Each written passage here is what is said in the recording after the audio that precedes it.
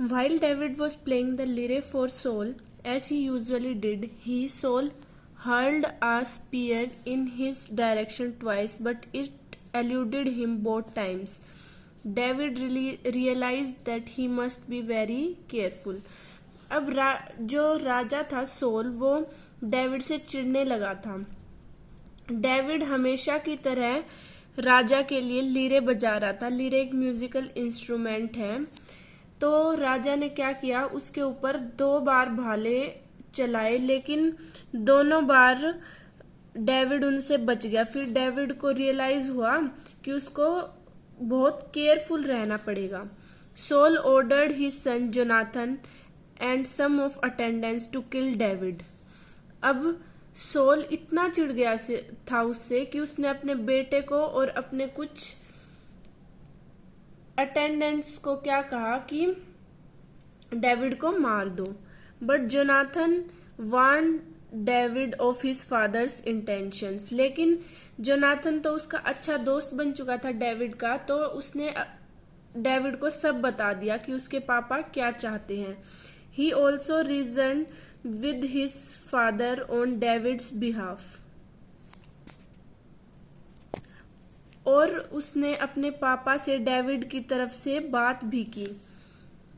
King Saul relented and assumed Jonathan that David's life would be. फिर राजा ने मान लिया कि अब डेविड की लाइफ वो बख्श देगा। Once more war broke out and David went out and fought with Philistines and was successful again.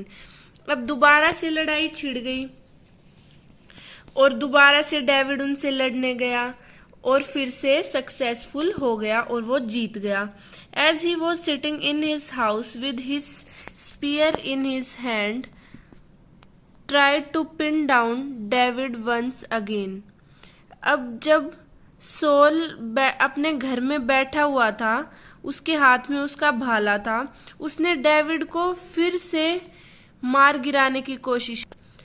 That night David made good his escape and somehow made it to Jonathan.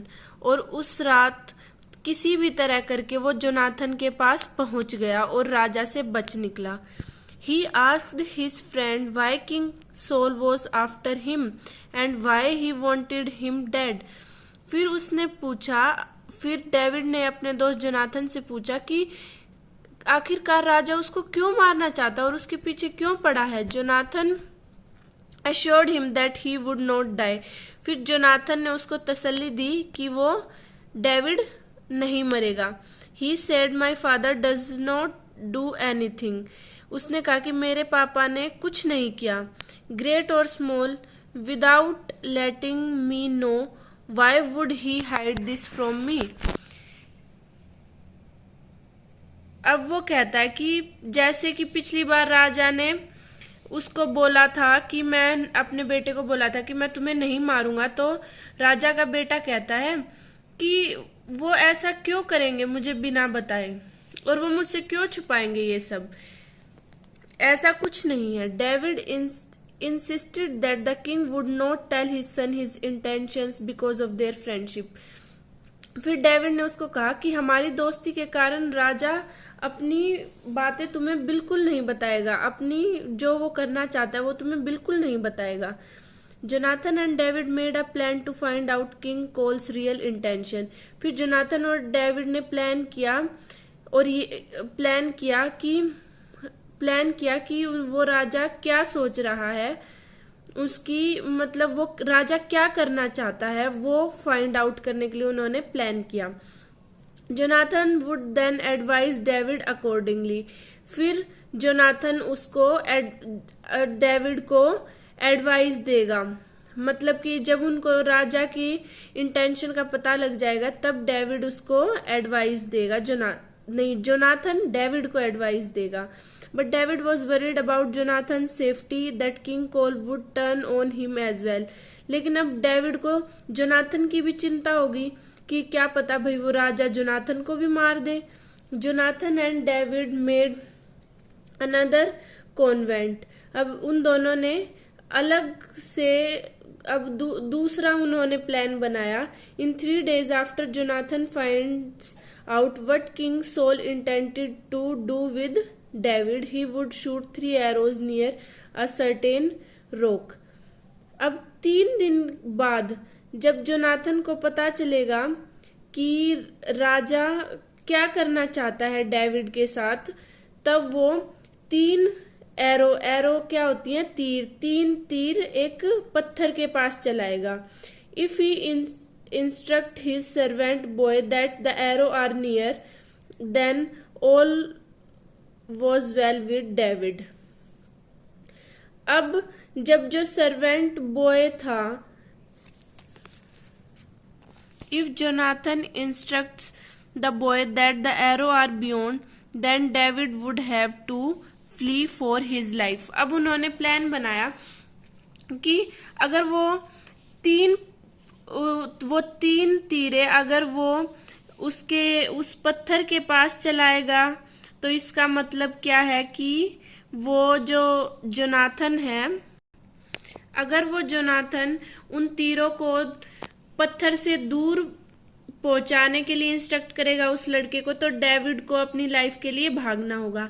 अब उनका plan क्या था कि जब Jonathan को पता चल जाएगा 3 दिन के अंदर कि राजा क्या करने वाला है डेविड के साथ, तो वो 3 तीरे फेंकेगा, मतलब 3 तीरे चलाएगा एक पत्थर के पास। अगर वो जो तीरे हैं वो पत्थर के पास होंगी तो डेविड बच जाएगा, मतलब राजा उसको मारना नहीं चाहता। और अगर वो पत्थर से दूर फिकवाएगा तो फिर डेविड को अपनी लाइफ बचाने के लिए भागना पड़ेगा। The third day, Jonathan shot his arrows and announced that they were beyond the boy. When the boy was sent away, David appeared to Jonathan out of hiding. They hugged and wept. Jonathan told him to go in peace. अब तीसरे दिन Jonathan ने वो तीरें चलाई और announce किया कि उसने वो तीरें दूर चलाई पत्थर से, तो इसका मतलब क्या था, डेविड को खतरा था। फिर उसने उस लड़के को वापस भेज दिया जोनाथन ने, और डेविड छुपा हुआ था तो वो बाहर आ गया। तो उन्होंने एक दूसरे को हग किया और जोनाथन ने उसको कहा कि तुम किसी शांतिपूर्ण जगह पर जाओ। After some time in a battle against the Philistines, 3 of King Saul's sons, including Jonathan, died the same day. अब फिलिस्तीन्स के साथ उनकी तीसरी बार दोबारा से लड़ाई छिड़ गई, तो उसी दिन उस राजा के 3 बेटे मारे गए, उनमें से एक जोनाथन भी था। When Saul heard this news, he took his own life by falling on his sword. जब उस राजा को ये खबर पता चली कि उसके 3 बेटे मर गए, तो उसने भी अपनी तलवार से अपनी जान ले ली। When David heard about this, he lamented for Jonathan. I am distressed over you, my brother Jonathan. You were very dear to me. अब जब डेविड को पता चला इस बात का, तो वो भी बहुत ज्यादा दुखी हो गया। Some more years passed by and David became the king of Israel. अब कुछ साल और बीतते गए और डेविड इजराइल का राजा बन गया।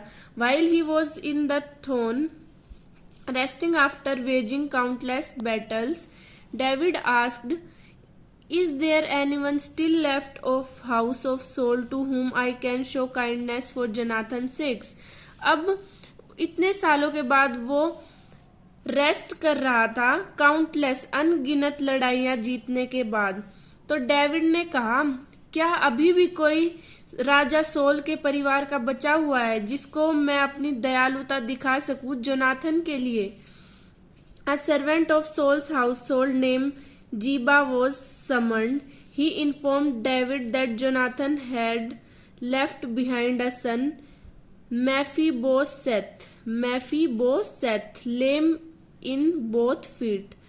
अब इसने एक सोल के सर्वेंट, जो राजा सोल का सर्वेंट था जिसका नाम जिम्बा था, उसको बुलाया गया।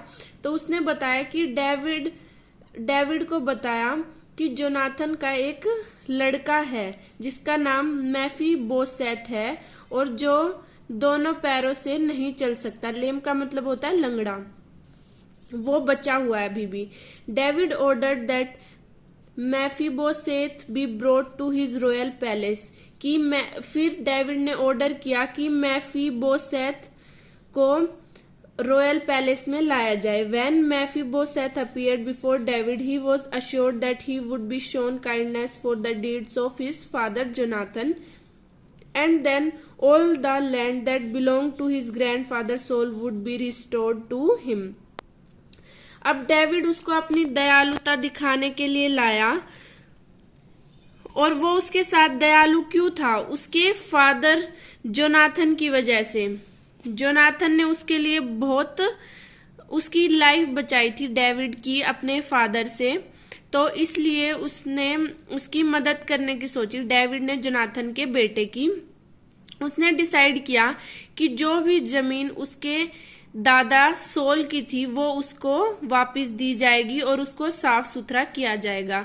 ही was also invited to always dine at David's table, और उसको हमेशा आमंत्रित किया जाता था डेविड के डाइनिंग टेबल पर खाना खाने के लिए।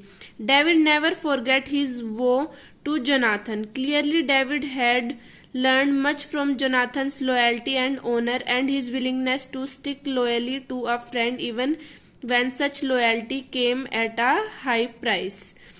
डेविड कभी भी जोनाथन की लॉयल्टी को नहीं भूला कि उसका इतना अच्छा दोस्त था जो हमेशा उसकी मदद करने के लिए तैयार रहता था। तो अब वो भी इच्छुक है उसके अपने दोस्त के बेटे की मदद करने के लिए। वो भी अपने दोस्त के लिए लॉयल है, फिर चाहे उसको कितना भी बड़ा उसका प्राइस क्यों ना देना पड़े। बस इतना ही था ये चैप्टर।